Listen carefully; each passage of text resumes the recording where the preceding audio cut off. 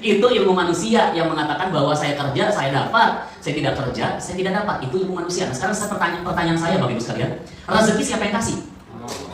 Bukan bos, bukan atasan. Siapa yang kasih? Allah. Kalau Allah yang kasih turunkan rezeki, Allah yang punya ketetapannya, Allah yang punya peraturannya. Kenapa kita pakai cara manusia untuk mendapatkan rezeki? Kalau tadi, saya kerja, saya dapat, saya tidak kerja, saya tidak dapat, itu cara manusia. Tapi caranya Allah, rezeki itu datangnya ajaib. Tahu ajaib dong?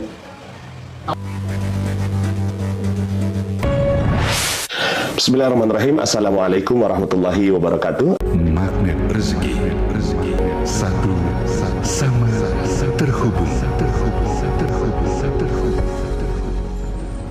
Titipkanlah kepadaku satu ayatmu yang bisa membuat aku mengetahui rahasia di balik peristiwa ini dan mendapatkan solusi hanya darimu. Al-Fatihah. Bismillahirrahmanirrahim. Assalamualaikum warahmatullahi wabarakatuh. Kurang semangat nih. Assalamualaikum warahmatullahi wabarakatuh.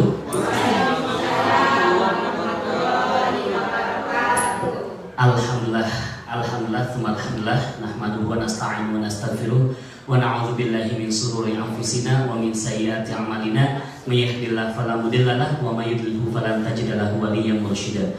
Asyhadu an la ilaha illallah wahdahu la syarika lah wa asyhadu anna Muhammadan abduhu wa rasuluhu la nabiyya ba'da. Allahumma shalli wa sallim ala nabiyyina Muhammadin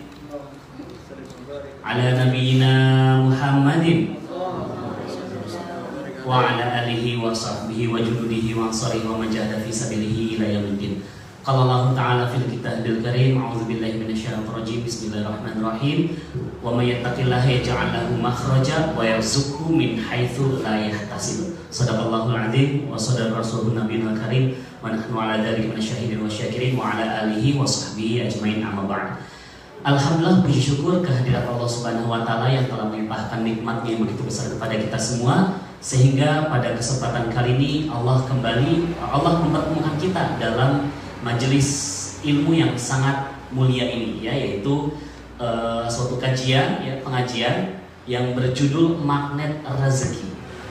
Selawat serta salam kita limpahkan ke junjungan Nabi besar Muhammad sallallahu alaihi wasallam beserta para keluarga, para sahabat, para tabi'in, para tabi'in dan para pengikutnya insyaallah istiqomah hingga yaumil akhir. Perkenalkan jamaah sekalian, ya, nama saya Fikri Hamdi, ya, saya adalah seorang dokter sekaligus seorang trainer dan motivator, ya. Jadi saya sebenarnya datang ke sini itu dari Makassar, itu datang ke sini untuk menyebarkan ilmu, namanya ilmu magnet rezeki, ya. Magnet rezeki. Ada yang udah pernah dengar? Belum? Tahu magnet ya? Tahu magnet ya? Magnet itu kan kalau biji magnet itu saling mendekat gitu kan? Ya. Nah, sama magnet rezeki juga begitu, ya. Sama seperti namanya, menjadi magnet bagi rezeki. Kita jadi magnet bagi rezeki. Bagaimana magnet bagi rezeki? Duduk diam, rezeki datang sendiri.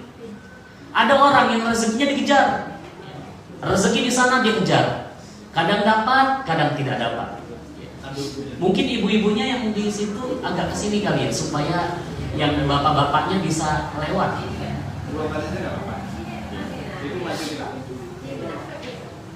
Si ibunya mungkin bisa kesini, Bu. Iya.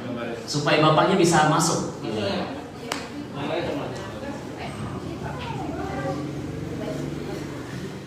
Oke. Ya, silahkan bagi yang barusan datang ya. Ya, jadi magnet rezeki. Ada orang rezekinya dikejar.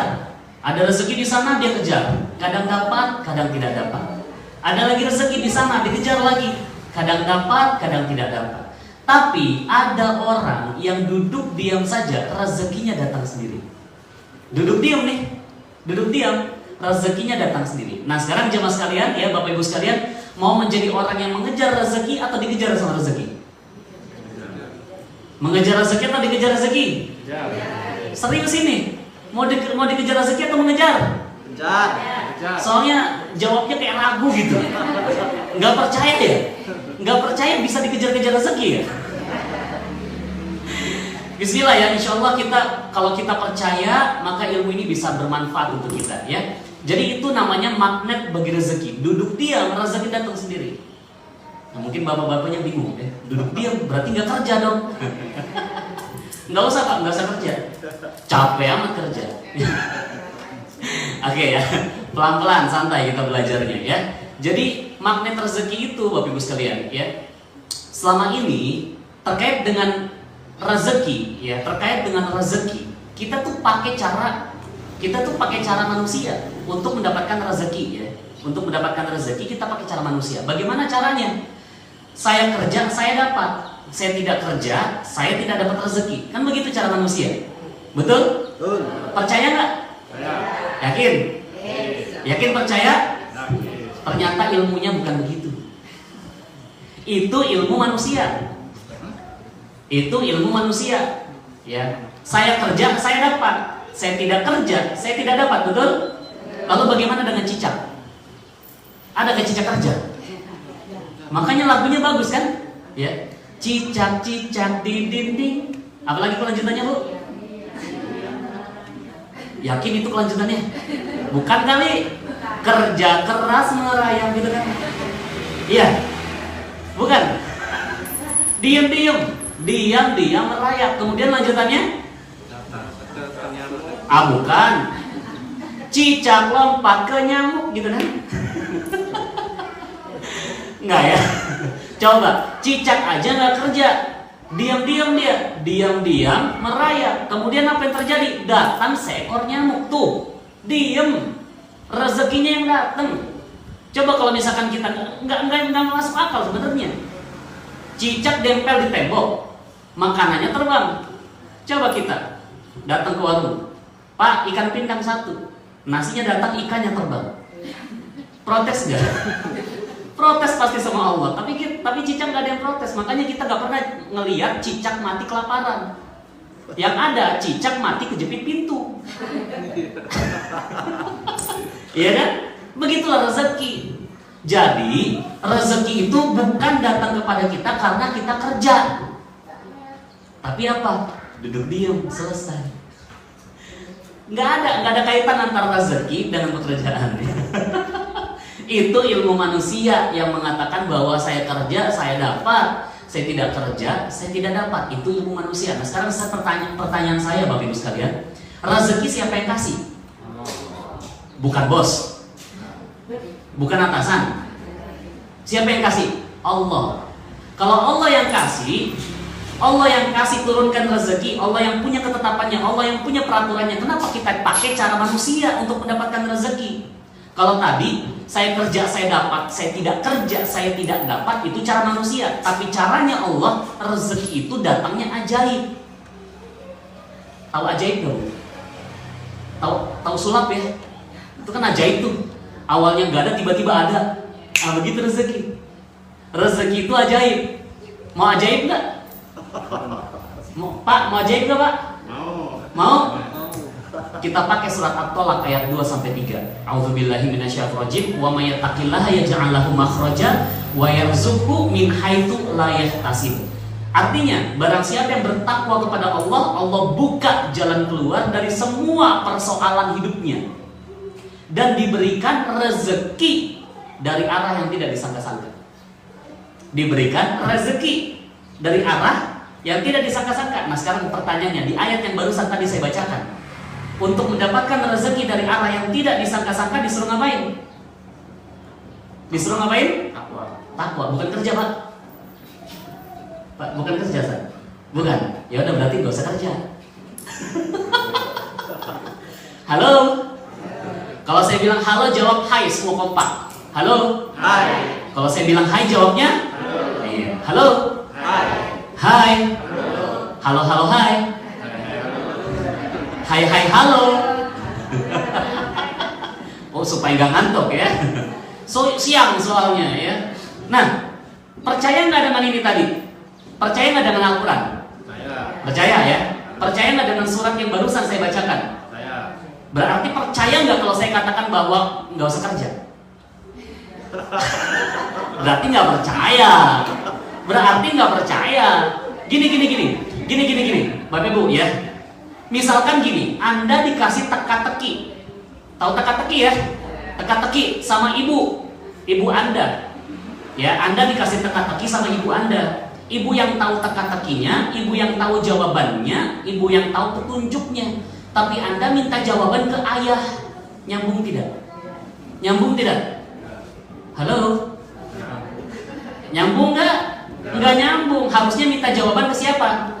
Ibu. Begitu pula dengan rezeki, Bapak Ibu sekalian. Allah yang turunkan rezekinya. Lah kenapa kita minta pakai cara manusia? Jadi tema kita pada hari ini ya, tema kita pada hari ini adalah menarik rezeki dahsyat dengan cara Allah, bukan cara manusia. Kalau cara manusia saya kerja saya dapat. Kasihan banget orang yang pegawai doang. Ada yang nanya sama saya, Mas Fikri, saya cuma pegawai, bisa nggak saya kaya? Oh bisa.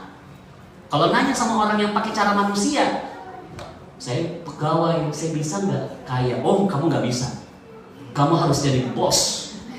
Kasihan amat gitu, kasihan sekali, ya kan? Karena itulah cara manusia, tapi cara Allah tidaklah demikian. Cara Allah untuk mendapatkan rezeki dari arah yang tidak disangka-sangka, disuruh ngapain? Takwa, selesai. Bukan kerja, bukan. Oke, itu janji Allah yang pertama. Kalau mau mendapatkan rezeki dari arah yang tidak disangka-sangka, takwa. Nah sekarang pertanyaannya, takwa itu apa? Takwa itu simple dalam perkataan. Ada dua, menjauhi larangan, melaksanakan perintahnya. Secara pemaknaan simple, tapi secara praktek ini sangat tidak mudah. Memang butuh latihan, ya. Nah jadi sekarang tinggal dilihat yang mana yang perlu dijauhin, yang mana yang perlu dilaksanakan. Udah lakukan itu aja. Ketika di tempat pekerjaan, tahu menurut agama yang mana yang mesti ditinggalkan, yang mana yang mesti dijalankan. Udah beres. Ketika di rumah tangga, tahu yang mana mesti dilaksanakan, yang mana yang mesti dikerjakan. Udah beres. Ketika udah tahu di situ, selesai tentang rezeki. Halo? Hai. Sampai sini paham Bu ya? Pak paham Pak ya? Jadi gak usah kerja kalau gak takwa. Gak usah jadi manusia kalau gak takwa. Selesai. Jadi intinya adalah pada ketakwaan. Boleh gak punya kerja? Boleh. Boleh. Bukan artinya pulang dari sini bapak-bapaknya langsung oke, besok saya gak kerja. Enggak juga ya. Tapi ngapain kerja kalau gak takwa? Itu yang pertama. Yang kedua itu kan janji Allah yang pertama di surat At-Tolaq ayat 2-3 ya. Janji Allah yang kedua bahwa kita ini ahli waris. Tahu ahli waris ya? Ahli waris bumi, bukan cuma ahli waris tanah, rumah, tapi bumi. Ya. Dalam surat Al-Anbiya ayat 105 Allah katakan ya, Allah berfirman, "Walaqad katabna fi dzaburi min ba'di dzikri annal arda yarisuha ibadiyas sholihun." Dan telah kutetapkan dalam kitab Zabur setelah kusempurnakan dalam Lauh Mahfuz bahwa bumi ini akan kuwariskan. Bumi ini bukan tanah ya, bukan cuma tanah doang ya. Bumi sama mobil-mobilnya, sama rumah-rumahnya, sama emas-emasnya diwariskan kepada orang soleh. Jadi Bu, Pak, kalau kita soleh nggak mungkin hidup kita ngontrak. Atau gini-gini deh, misalkan semua yang datang di sini ya, itu saya wariskan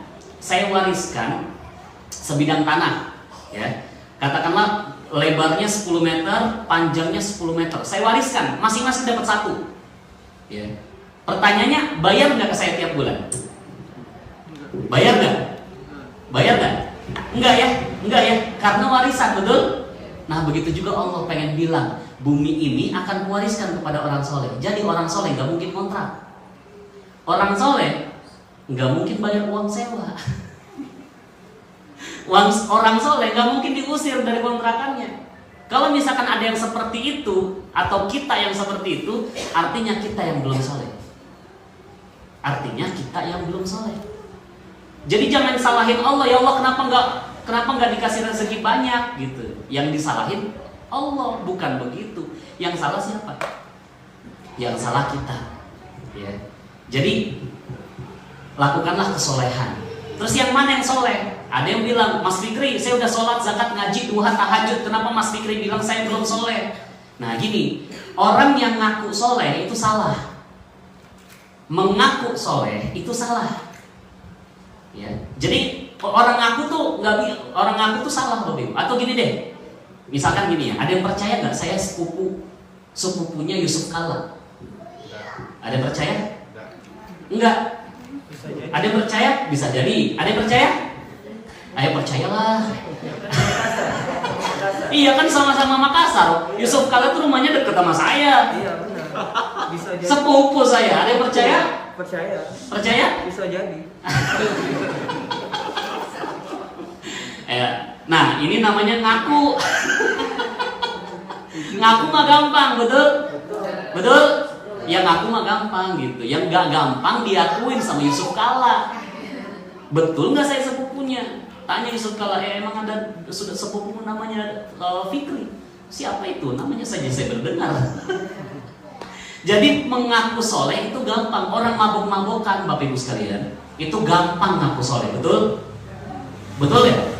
Orang yang bermaksiat, habis berzina, ya gampang nggak ngomong soleh, mengaku soleh. Saya orang soleh. Barusan itu, ya itu mah dosa doang. Nanti setelah ini saya soleh lagi. Orang mabok-mabokan, ditanya sama ustaz, hei mabok haram, jahanam. Orang maboknya bilang, santai Zat, malam ini doang, besok juga saya soleh lagi. Bisa? Bisa. Jadi ngaku soleh itu gampang, tapi yang tidak gampang adalah diakuin sama Allah tentang kesolehan kita. Jadi yang mana soleh? Bukan mengaku soleh. Mengaku soleh itu salah. Mengaku salah itulah salah satu kesolehan. Maksudnya bagaimana? Selalu mengaku salah di hadapan Allah sehingga mengharapkan pengampunan dari Allah, mengharapkan cintanya Allah, itulah salah satu kesolehan. Ketika kita selalu merasa salah di hadapan Allah, maka Allah akan memberikan warisan kepada kita di dunia. Nah sekarang coba, kalau kita ada yang mau tanah di sini, ada yang mau tanah di sini, mau punya rumah, kok jawabnya lemes amat, kayak kagak mau. Mau punya rumah, mau punya mobil, mau punya tanah, nggak usah kerja. Serius, nggak usah kerja. Disuruh ngapain? Soleh. Di Al-Anbiya ayat 105 bukan disuruh kerja, disuruh soleh untuk mendapatkan harta dunia. Jadi Islam itu bukan cuma berbicara akhirat aja, Bapak Ibu sekalian. Ya, jadi seolah-olah Islam mah cuma ngajarin akhirat doang, dunia mah nggak didapetin, nggak gitu. Dalam Al-Quran yang tadi saya bacakan 2 ayat itu semuanya berbicara tentang dunia. Ada lagi yang nanya sama saya, Mas Fikri, udahlah kalau masalah rezeki nggak usah terlalu gimana-gimana gitu. Rezeki manusia udah ada takarannya. Sepakat nggak? Sepakat? Halo? Hai. Sepakat nggak nih? Yang ngomong sepakat siapa? Sepakat? Kalau sepakat, emang tahu takarannya berapa? Lah kalau sepakat, ini ada takarannya nih di berapa nih? 220 cc, 220 ml, ada takarannya jelas. Kalau misalkan dibilang, oh rezeki manusia udah ditakar berapa? Kalau misalkan nggak tahu berarti bukan ditakar dong. Ya kan? Saya juga nanya dulu begitu jemaah sekalian. Ya saya juga dulu nanya sama Al-Quran, ya Allah takaran rezeki saya berapa sih? Dijawab di surat An-Nur ayat 55. Ya, dalam surat An-Nur ayat 55 Allah berfirman, wa'adallaha alladzina amanu minkum wa 'amilus sholihat la yastakhlifannahum fil ard. Di bumi. Ya. Kama stakhlafal ladzina min qablihim. Sebagaimana aku kata Allah telah memberikan artinya dulu ya. Barang siapa yang beriman kepada Allah dan mengerjakan amal soleh, beriman kepada Allah dan mengerjakan amal soleh, Allah akan berikan kekuasaan, kekayaan, kesejahteraan, kemakmuran. Di mana? Di bumi, bukan di akhirat. Fil ard, bukan fil akhirah. Fil ard, di bumi. Kama stakhlafal ladzina min qablihim. Sebagaimana aku kata Allah telah memberikan itu semua kepada orang sebelum kamu. Siapa orang sebelum kita paling berkuasa? Ya gak usah. Kalau manusia paling berkuasa dari dulu sampai sekarang siapa? Nabi Adam yang paling kaya. Ada yang tahu Nabi Adam? Sulaiman. Nabi Sulaiman. Ada yang tahu kekayaan Nabi Sulaiman? Ya. Dia sampai jin aja diperintah begini. Ya beda tipis sama kita sekarang. Kita perintahnya tuyul. Halaman rumahnya itu emas, kerikilnya emas. Ada di sini yang kerikil rumahnya dari emas. Ya, paling orang dulu giginya dikasih emas. Ya, Mas Fikri itu kan nabi, kita kan manusia biasa. Oke, kalau mau contoh manusia biasa, penerusnya Rasulullah, Umar bin Khattab. Bagaimana kekayaannya? Jadi Umar bin Khattab itu kan bukan nabi, penerus, ya kan? Bagaimana kekayaannya? 233 miliar per bulan penghasilannya. Ada yang kebayang 233 miliar per bulan? Ya. Atau itu penghasilannya Umar bin Khattab. Artinya kalau ditanya berapa takaran rezeki kita, Allah jawab kama stakhlafal ladzina min qablihim, sebagaimana aku ngasih itu kepada sebelum kamu. Berapa? 233 miliar. Itu semua takaran rezeki kita. Takaran rezeki masing-masing. Saya 233 miliar, 233 miliar, 233, 233. Kebayang nggak kalau kita punya harta 233 miliar tiap bulan? Jangan 233 dulu ya, kebanyakan ya. 5 miliar aja dulu. Mau ngapain tuh? Itu haji Bapak Ibu, itu bisa tiap bulan. Haji tiap bulan. Enggak ya. Haji mah tiap tahun ya. Umroh yang tiap bulan. Ya, tapi maksudnya kita tuh kaya. Dari 3 ayat tadi, At-Tolak ayat 2 sampai 3, Anbiya ayat 105, An-Nur ayat 55, ya. Untuk mendapatkan kekayaan di dunia, disuruh ngapain? Disuruh kerja enggak? Halo? Hai. Disuruh kerja enggak? Disuruh kerja? Disuruh di tiga ayat tadi disuruh kerja? Disuruh ngapain? Takwa, soleh, beriman, selesai. Jadi gak usah kerja, sepakat? Sepakat? Belum percaya nih. Pada percaya sama Al-Quran enggak? Percaya enggak? Nah, berarti percaya enggak dengan 3 ayat yang tadi saya bacakan? Percaya ya? Percaya ya? Percaya enggak kalau misalkan untuk mendapatkan rezeki enggak perlu kerja? Halo? Bu, percaya nggak? Gini deh. Ada nggak keajaiban? Percaya nggak dengan keajaiban rezeki? Atau gini deh, ada nggak yang pernah mendapatkan rezeki dari arah yang tidak disangka-sangka? Pernah nggak?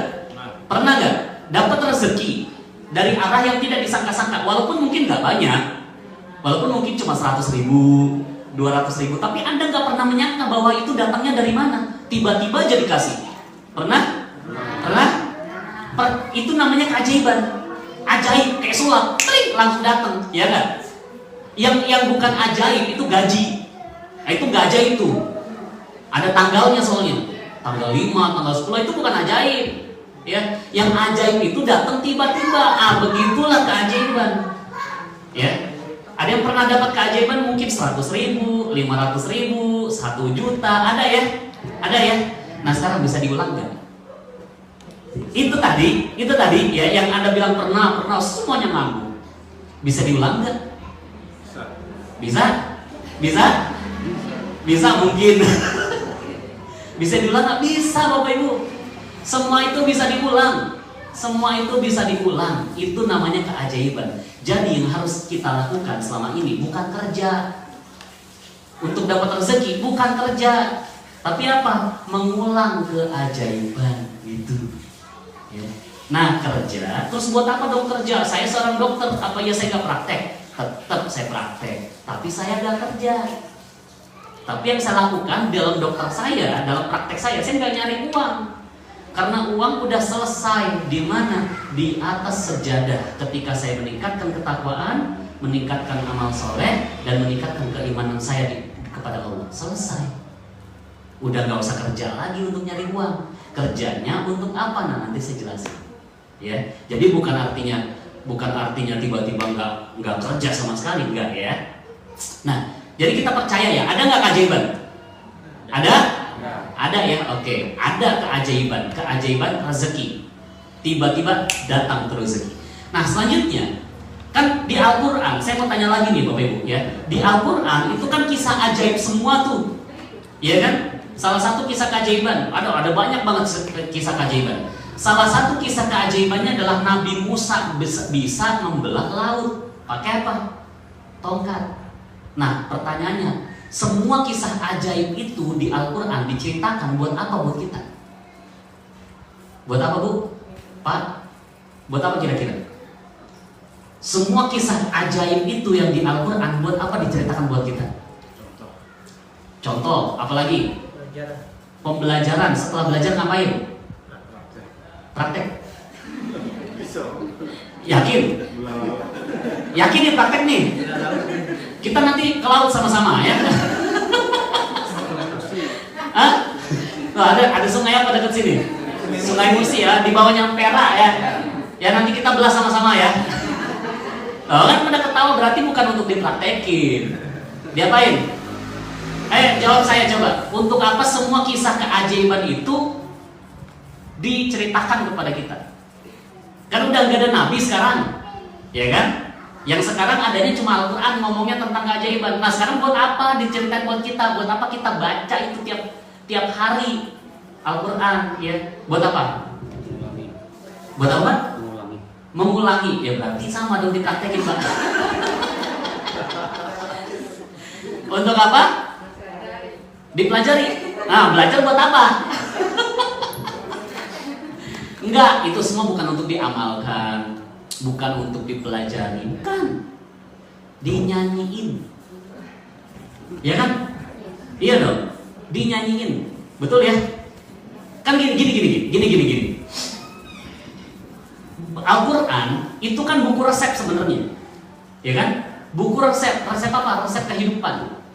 Agar kita menjadi makhluk terbaik, ya kan? Mendapatkan ridha Allah, masuk surga, betul? Betul? Nah, apa bedanya sama buku resep masakan di rumah kita? Ibu-ibu ada yang punya buku resep masakan? Ada ya? Buat diapain? Ada? Buat diapain Bu?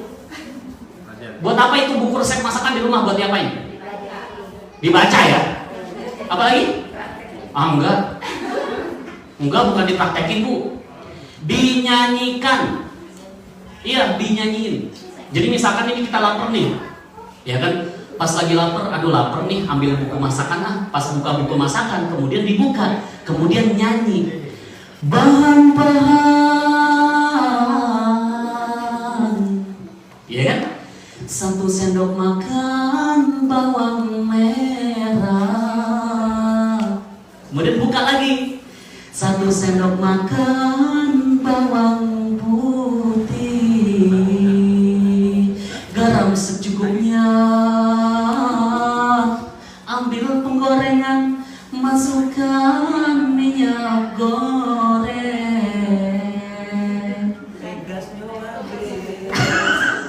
Tutup bukunya, ambil handphone, GoFood.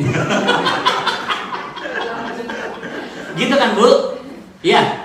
Itu kan fungsinya buku resep masakan kan? Itu kan? Iya kan? Iya dong. Dinyanyiin kan? Bukan, buat diapain kalau gitu? Diapain? Dipraktekin. Yakin ya dipraktekin ya? Kalau buku resep masakan saja dipraktekkan, lalu kenapa selama ini Al-Quran hanya kita nyanyikan saja, kita tidak praktek? Kenapa selama ini Al-Quran cuma kita nyanyiin? Contoh, dalam Al-Fatihah gampang dah. Al-Fatihah gitu ya. Ketika kita sholat, setiap rakaat baca Al-Fatihah. Lagunya bagus, bagus sekali, merdu sekali. Bismillahirrahmanirrahim. Alhamdulillahirabbil alamin. Ar-Rahmanirrahim. Malik yaumiddin. Iyyaka na'budu wa iyyaka nasta'in. Ada satu ayat. ihdinas siratal mustaqim siratal ladzina an'amta 'alaihim ghairil maghdubi 'alaihim waladdallin. Amin. Iya kan? Ada satu ayat tadi yang saya baca, ihdinas siratal. Artinya apa, Bu? Ada yang tahu artinya kagak? Jangan sampai dibaca doang. Artinya mah nggak tahu. Ayo, artinya apa? Tunjukkan aku jalan yang lurus, ya kan? Tunjukkan aku jalan yang lurus. 17 kali kita baca dalam satu hari. Kita nyanyiin, tapi tidak dipraktekin. Apa bukti tidak dipraktekkan? Keluar sholat masih bingung sama hidupnya. Ya Allah, cicilan dari mana bayarnya? Ya Allah, utang kagak lunas-lunas. Padahal di situ ya Allah tunjukkan satu jalan yang lurus, ya kan? Kalau jalan yang lurus udah kelar semua hidup, selesai semua persoalan. Tapi kenapa setelah selesai sholat kita masih bingung sama persoalan kita? Itu tandanya selama ini Al-Quran hanya kita nyanyikan saja, tidak kita praktekkan. Begitu juga dengan kisah Nabi Zakaria. Ada kisah Nabi Zakaria, Bapak Ibu, ya. Jadi saat itu Nabi Zakaria waktu dulu ya, itu dititipkan seorang gadis bernama Maryam. Siapa itu Maryam? Ibunya Nabi Isa.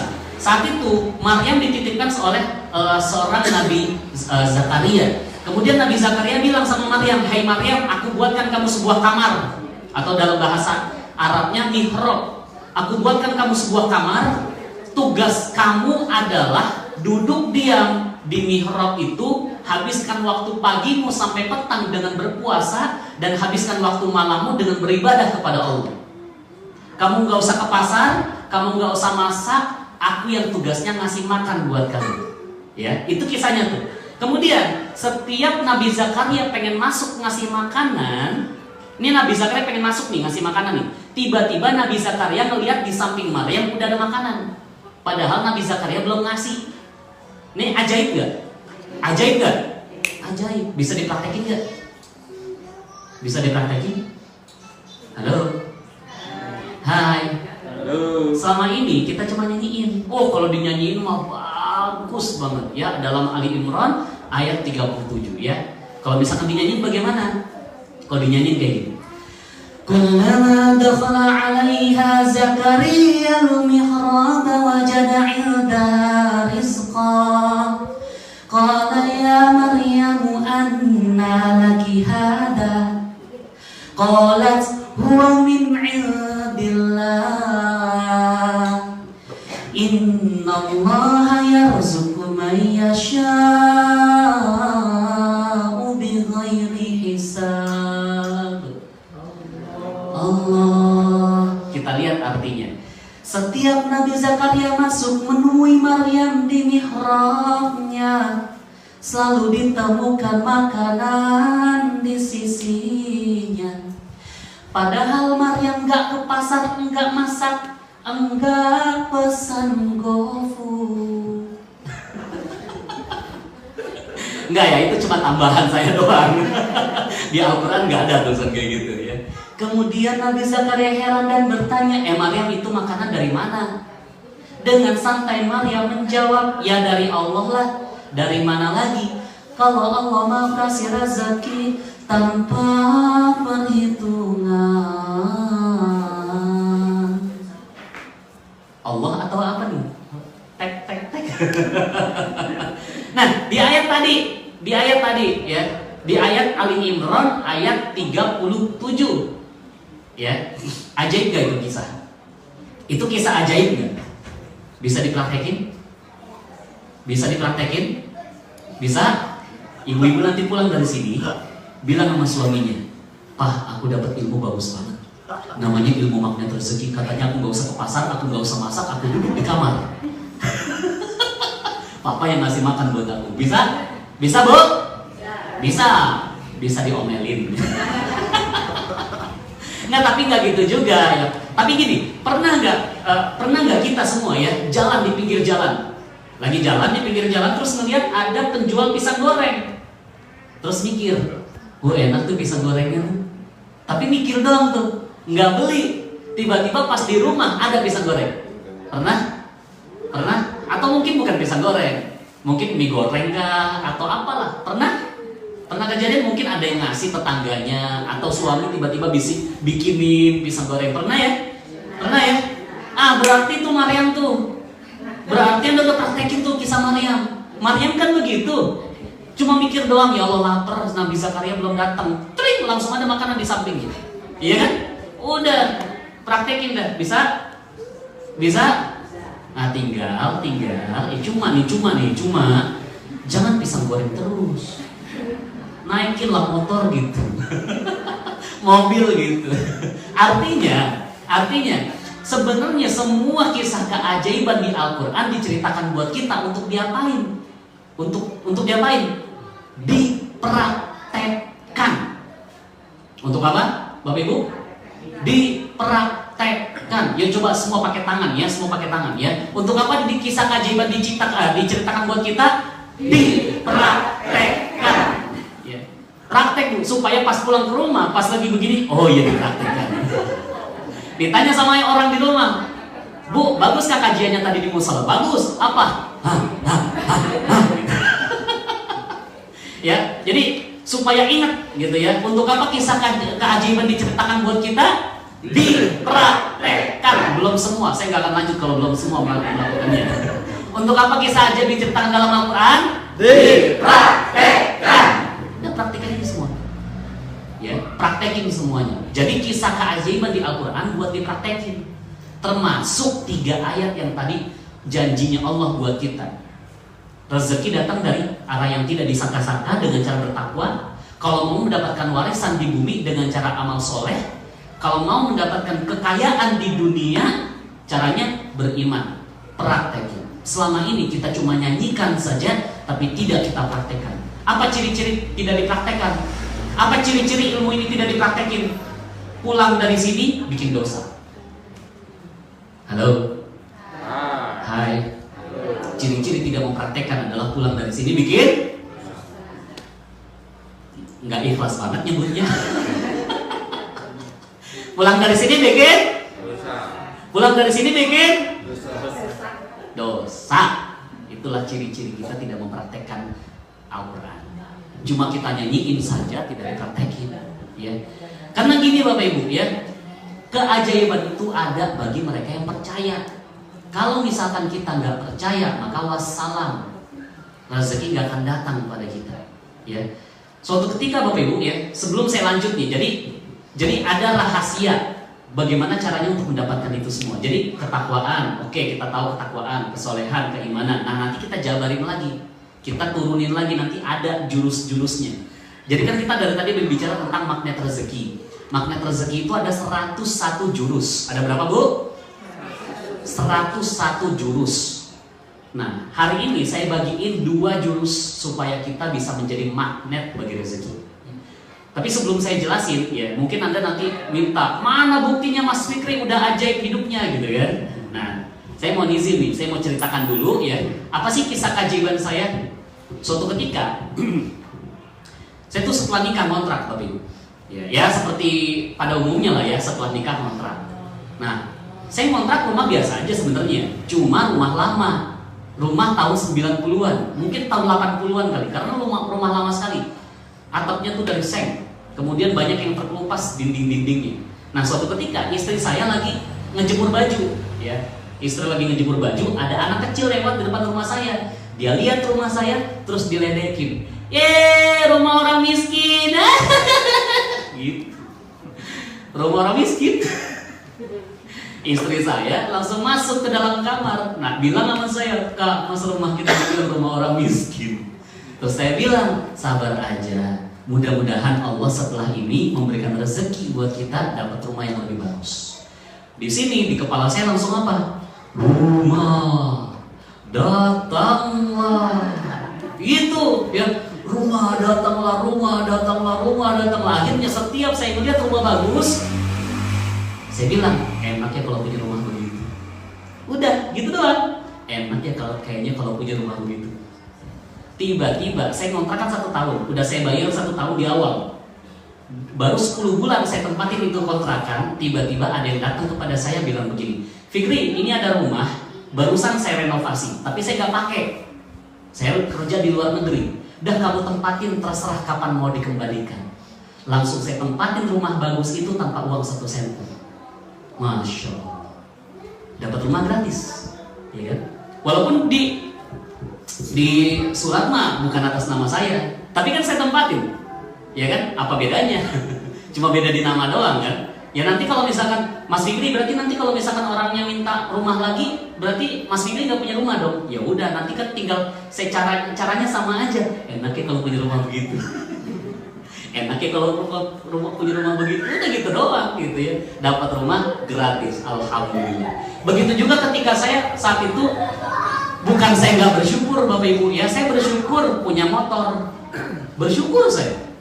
Cuma kan kepengen ya punya mobil, kepengen gitu. Sebenarnya pakai motor enak, kalau panas nggak kehujanan, hujan nggak kepanasan. Halo, ya kan? Naik motor kan begitu tuh, hujan nggak kepanasan, panas nggak kehujanan, enak naik motor.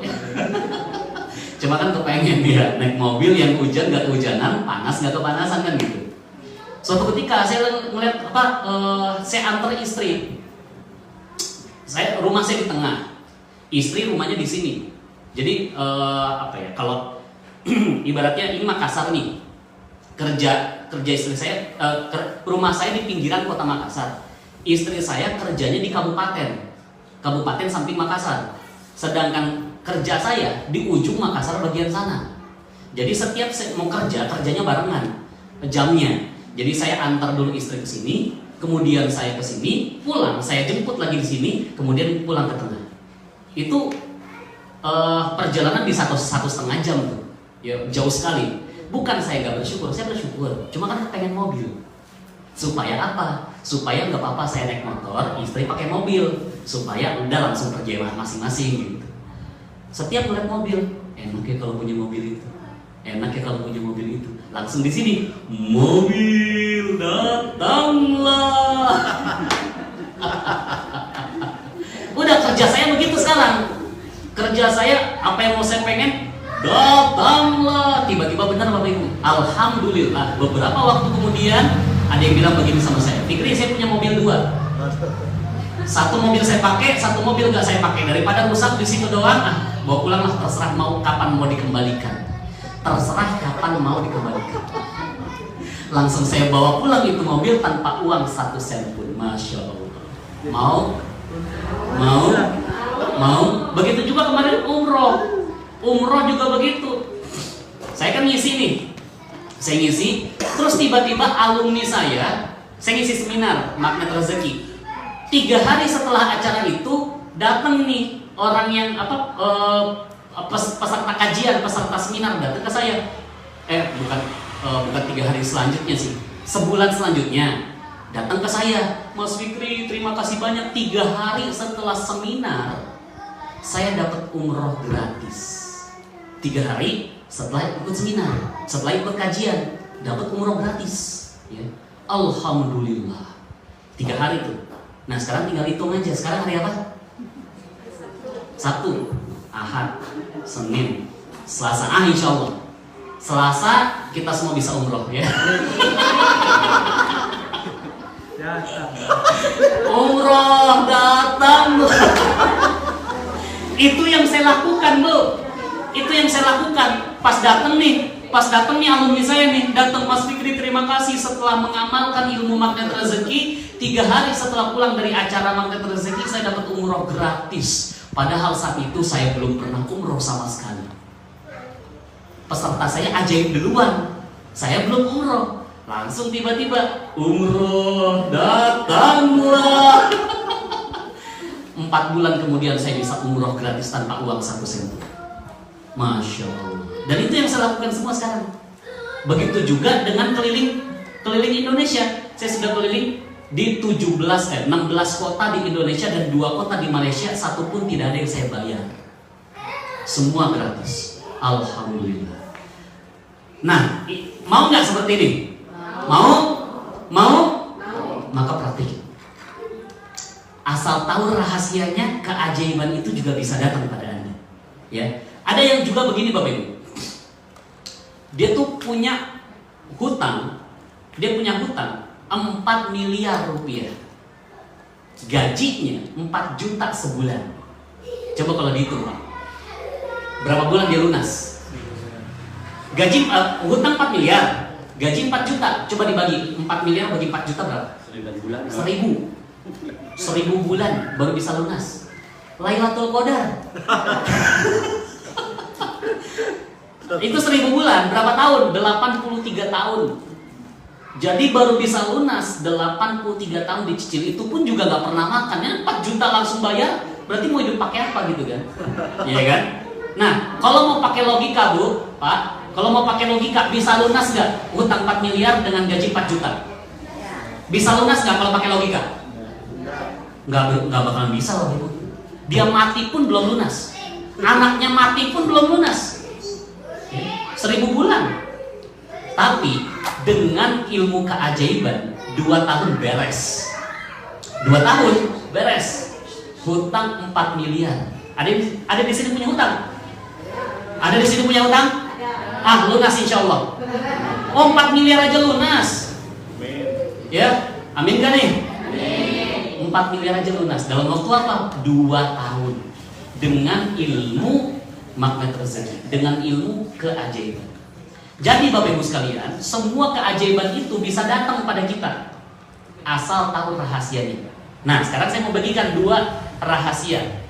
2 jurus bagaimana caranya kita bisa dapat rezeki. Nah, gini Bapak Ibu sekalian. Kita kan sekarang ngomongnya rezeki ya. 30 menit lagi ya azan ya? Iya betul. 30 menit lagi. Hah? Maghrib. Amin maghrib. Semangat sekali Ustaz. Saya bagikan 2 nih ya. Mungkin sampai maghrib bisa berharap berapa jurus tuh. Gini, rezeki itu datang dari atas ke bawah. Seperti hujan yang lebat, datang dari atas turun ke bawah.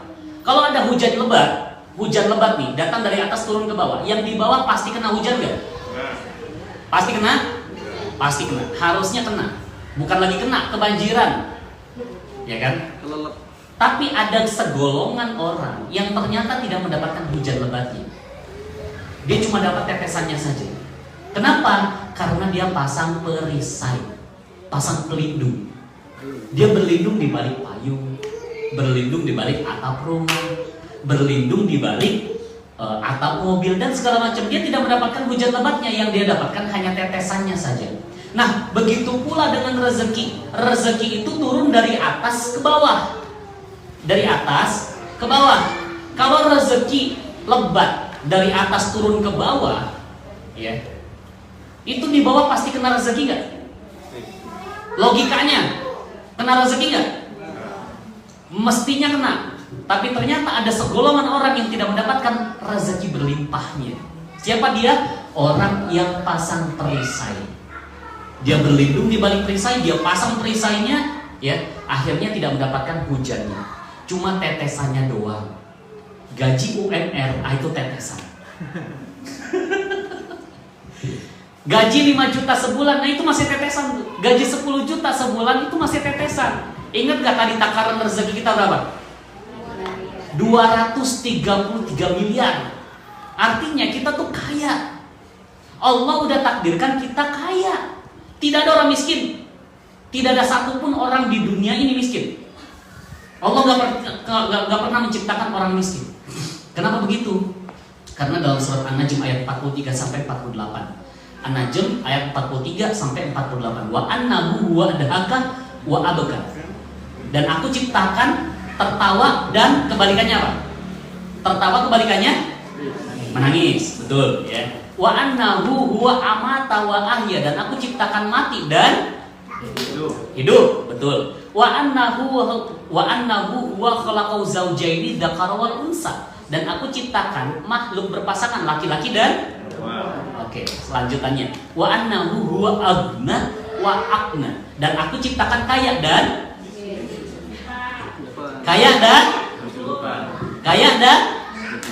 ternyata bukan miskin, tapi kaya dan cukup. kaya dan cukup. Jadi Allah nggak pernah menciptakan miskin. Yang menciptakan miskin siapa? Manusia yang menciptakan miskin. Bagaimana hidup cukup? Mau beli rumah? Cukup. Mau beli mobil? Cukup. Jadi nggak ada miskin. Kita tuh diciptakan kaya. Takaran rezeki kita 233 miliar. Ya. Tapi kenapa kita nggak kaya? Kenapa rezeki itu nggak datang pada kita? Karena kita pasang perisai. Rezeki dari atas nih, turun ke bawah. Ibaratnya gini. Ini datang nih dari atas nih rezeki, turun di bawah, kita di bawah. Tapi di sini ada perisai. Rezeki nggak datang pada kita, ketampung di atas. Betul? Maka cara yang paling mudah untuk mendapatkan rezeki berlimpah ngapain? Buka perisai. Bukan kerja, Pak? Bukan kerja? Bukan. Bukan kerja, Bu ya. Tapi ngapain? Buka perisainya. Ya. Nah, sekarang pertanyaannya, perisai itu apa? Perisai rezeki ini jurus pertama. Perisai rezeki. Nah, pertanyaannya, perisai rezeki kita apa? Perisai rezeki kita adalah dosa. Itu dia. Makin tebal perisai kita, makin banyak dosa kita, wajar kalau kita tidak mendapatkan rezeki berlimpah. Nah, sekarang pertanyaannya, kita dalam kondisi apa sekarang? Apakah kaya, cukup, atau nah, ataunya Anda yang jawab ya. Itu karena dosa kita, Bapak Ibu. Itu semua karena dosa kita. Karena gini, Bapak Ibu, konsep dalam Islam, semua itu dapat rezeki berlimpah. Kita itu semua dapat rezeki berlimpah. Kapan? Sekarang. Contoh, nafas kita. Ada yang sadar nggak kalau nafas kita rezeki? Ada yang sadar? Biasanya nggak sadar, ya kan? Karena kalau udah bangun ya udah otomatis nafas kan gitu. Coba sekarang kita praktek ya. Tarik nafas yang dalam, keluarin secara perlahan, pelan-pelan. Tarik nafas yang dalam, keluarin secara perlahan. Enak kan? Atau biasa aja? Biasa aja ya. Oke. Kita akan tahan nafas. Kita akan games ya. Tahan nafas ya. Saya hitung sampai 5 menit. Loncat. Enggak ya. 20 detik ya. Jadi saya hitung sampai 20, siapa yang tahan nafas sekuat-kuatnya dia menang. Tapi kalau nggak sanggup, misalkan di hitungan ke-7 udah nggak sanggup, ya udah lepasin aja ya, nafas aja. Oke? Terus angkat tangan. Oke, angkat tangan gitu ya. Oke ya, siap ya. Kan tadi tarik nafas, keluarin rasanya biasa aja. Ya, kita pengen tahu nih nikmat banget gak tuh nafas tuh ya. Oke, tarik nafas yang dalam, keluarkan secara perlahan. Tarik nafas yang dalam, keluarkan secara perlahan. Siap-siap, tarik nafas lebih dalam. Tahan ya. Saya hitung sampai 20. 1, 2 ya, baru 2, 3, 4, 5, tahan, 6, 7, 8, 9, 10, 11, 12, 13, 14, 15, 16, 17, 18, 19, 20. Oke, keluarin semua. Keluarin ya. Nah sekarang, waktu tadi kita nggak napas, tersiksa nggak? Tersiksa ya. Artinya nafas itu nikmat gitu. Cuma kita nggak sadar. Nah, tadi ketika 20 detik kita tahan nafas, 20 detik kita tahan nafas, itu nafas itu Bapak Ibu itu masuk ke dalam tubuh kita kalau kita nggak tahan. Tapi ketika kita tahan, seolah-olah di depan hidung kita itu ada perisai. Nafas mau masuk nih, tapi karena kita tahan, kita pasang perisai, masuk nggak tuh nafas? Nggak masuk. Selama 20 detik, iya kan? Padahal cara masuknya nafas itu dipaksa sama Allah. Kita tuh dipaksa mendapatkan nafas, Bapak Ibu. Ya, kita dipaksa mendapatkan nafas. Dipaksa. Selama 20 detik kita tahan. Setelah kita lepas perisainya, ya setelah kita lepas ini perisai di depan hidung kita, nafas masuk. Begitu pula dengan rezeki. Selama ini kita tahan rezeki berpuluh-puluh tahun. Ya. Akhirnya rezeki nggak masuk. Kita tahan dengan apa? Kita tahan dengan apa? Dosa. Dengan perisai. Selama ini berpuluh-puluh tahun kita tahan dengan perisai. Perisai dosa di masa lalu, ya, dosa yang belum dilepas dan segala macam. Sehingga wajar kalau kita tidak mendapatkan rezeki berlimpah. Ya. Coba tahan begini Bapak Ibu.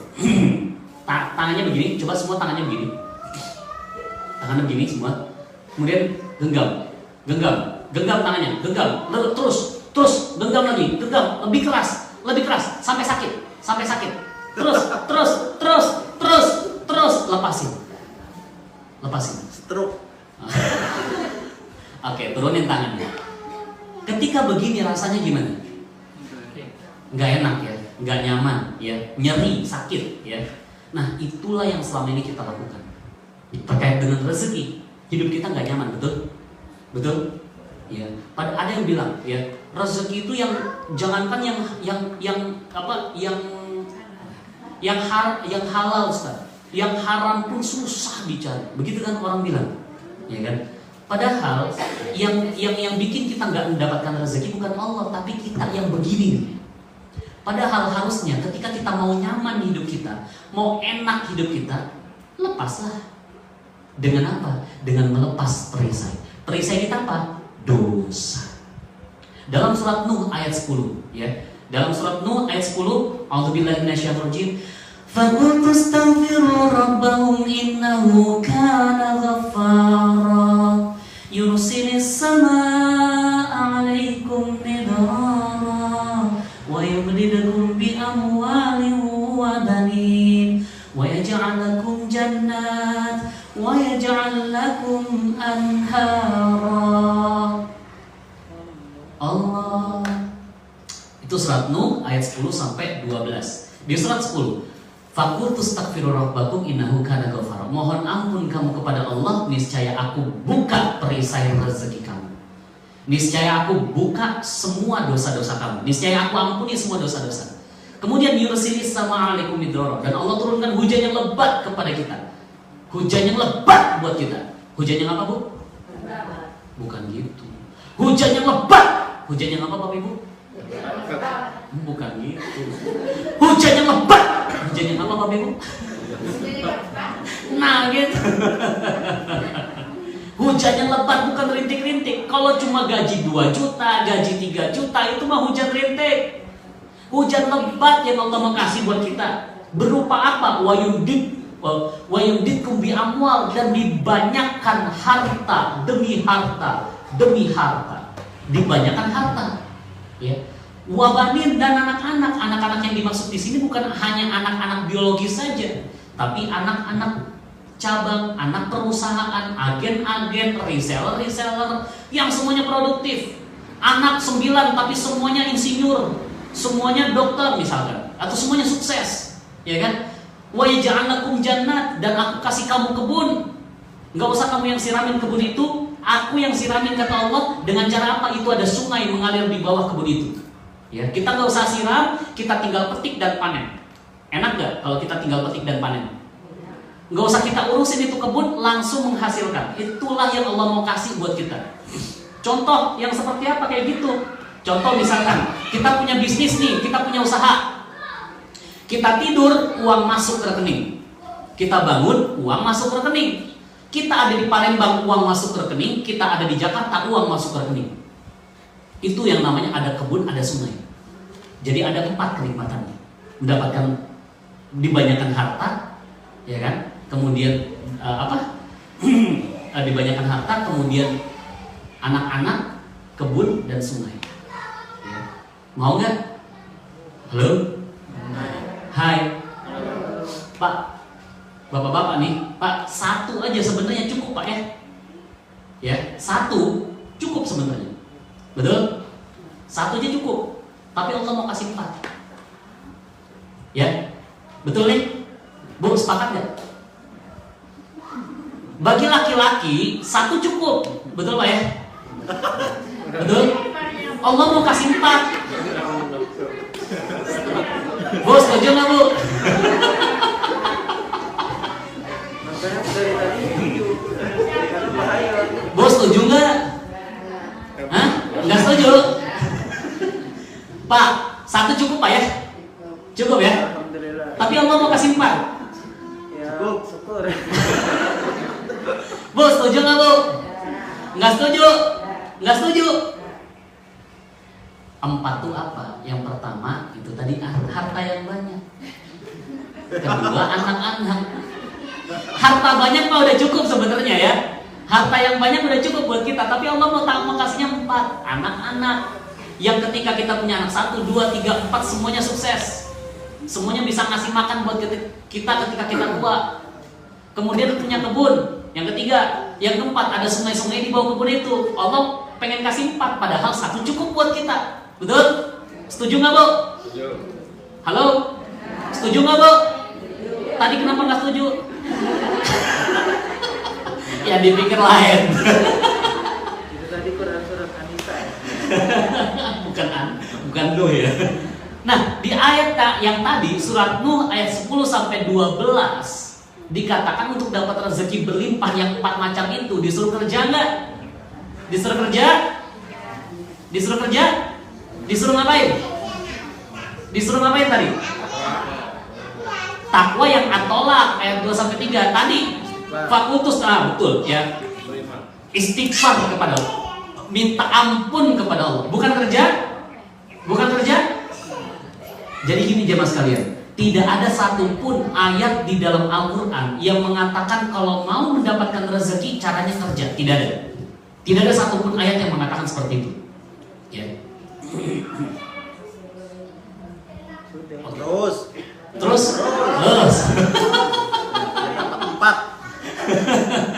Tidak ada satupun ayat di Al-Quran yang menyatakan bahwa ketika kita mau mendapatkan rezeki caranya kerja. Tidak ada. Ya. Di ayat yang tadi disuruh ngapain? Lepas perisai. Rezeki mau turun tapi ada perisai. Kita di bawah nggak kena. Yang harusnya kita lakukan apa? Lepas perisai. Turun rezeki buat kita. Ya. Jadi ada 2 janji Allah tadi di ayat itu. Kalau mau mendapatkan rezeki berlimpah, caranya yang pertama lepas perisai. Ya. Caranya lepas perisai, lepas dosa. Jangan kebanyakan dosa. Ya. Ada di sini yang nggak suka gosip Bu? Ada yang nggak suka gosip?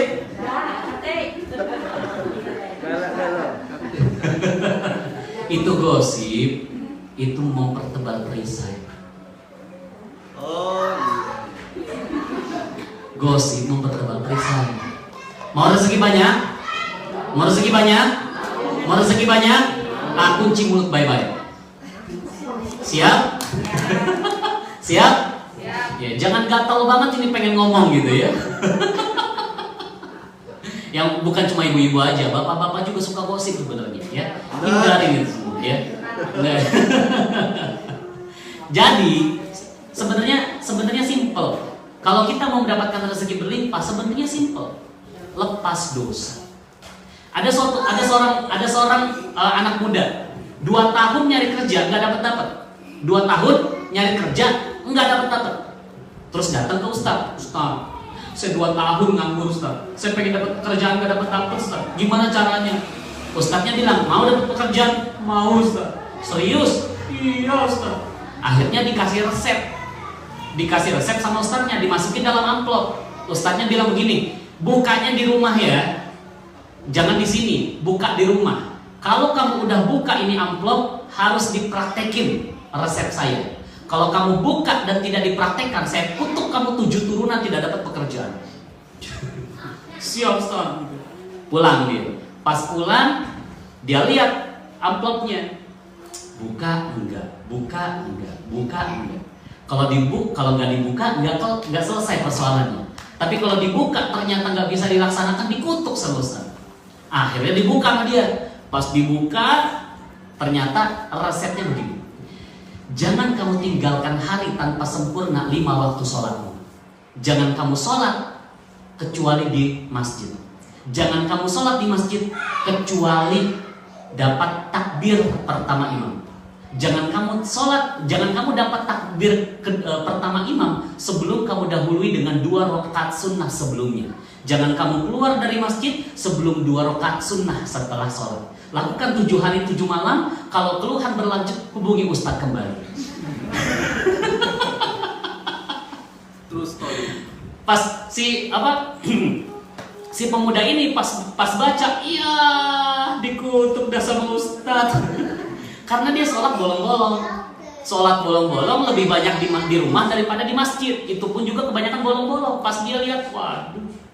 Tapi karena dia takut dikutuk sama Ustadz, akhirnya besok jam 9 pagi dia datang ke masjid, nanya sama pengurus masjid, "Pak, udah zuhur belum?"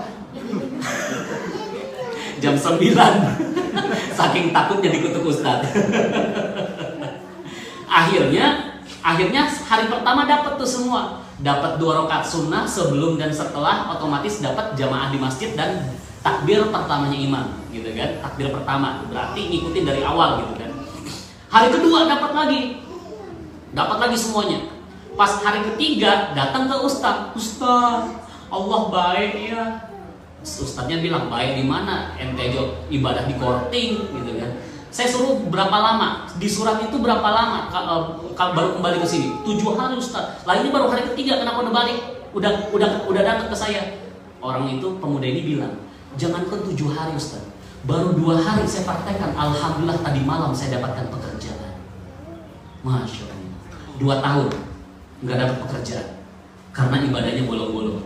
Karena dia selalu membuat perisai. 2 hari melepas perisai, langsung dapatkan rezeki itu. Jadi Bapak Ibu sekalian, rezeki kita bukan pada pekerjaan kita, tapi di mana? Di atas sejadah kita. Itulah kerja keras utama kita. Nah sekarang pertanyaannya, sudah seberapa keras kerja kita di atas sejadah? Atau jangan-jangan kerja kita lebih keras di sana, di tempat pekerjaan kita, di warung kita, di bisnis kita, di kantor kita, dan segala macam. Nah ini kan jadi yang tidak tepat terkait dengan rezeki, tidak tepat. Ya. Jadi setelah kita udah tahu nih jurus pertama namanya jurus perisai rezeki. Yang dilakukan apa?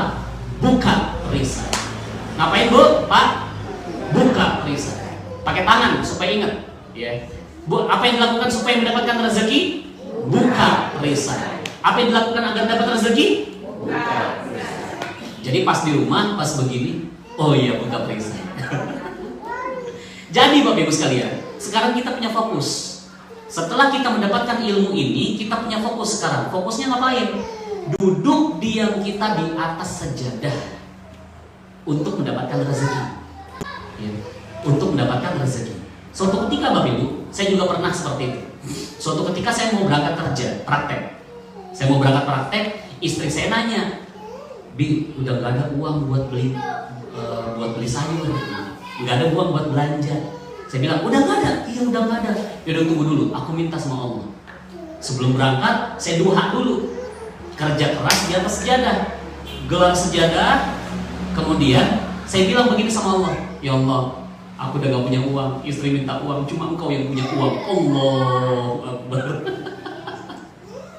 Saya minta uang dalam sholat, ya. Minta uang dalam sholat. Setelah itu, setelah selesai, saya lakukan tuh kerja keras saya di atas sejadah. Kemudian setelah berangkat, pas berangkat sepanjang perjalanan saya ingat dosa-dosa saya, nangis sejadi-jadinya, ingat semua dosa saya. Pas nyampe di tempat praktek saya, tiba-tiba saya dapat amplop. Saya kaget nih, uang dari mana nih? Gaji kan masih akhir bulan, sekarang masih awal bulan, kenapa udah dapat amplop? Perawat saya bilang begini, "Dok, ingat gak beberapa bulan yang lalu dokter punya bonus tapi nggak cair." Nah ini cairnya, Masya Allah, dicairkan ketika saya sudah bekerja keras di atas sejadah. Maka itu yang kita lakukan terkait dengan rezeki. Siap Bu? Siapa? Kerja keras di atas sejadah, ya. Jadi itu tuh ibadah kita, kerja keras di atas sejadah untuk dapat duit. Bukan duit ya, rezeki. Karena rezeki bukan cuma duit doang ya, tapi kesehatan juga, harmonis rumah tangga, anak semua bisa diatur, soleh soleha, itu semua rezeki buat kita. Bukan cuma uang aja ya. Tapi ya sebagian besar persoalannya kan uang ya. Jadi untuk mendapatkan rezeki di kantor atau di atas sejadah? Di pekerjaan atau di atas sejadah? Di atas sejadah. Yang belum subscribe dan baru saja menemukan channel ini, silahkan subscribe. Insya Allah Anda akan mendapatkan materi-materi yang terbaik dari channel ini. Insya Allah Anda adalah makhluk yang ajaib. Tinggal kita sempurnakan faktor-faktornya. Dan insya Allah dalam video-video berikutnya kita akan lanjutkan materi ini sampai Anda menemukan potensi terbesar diri Anda dan menjadi makhluk ajaib sebagaimana yang Allah Subhanahu wa Ta'ala inginkan untuk Anda.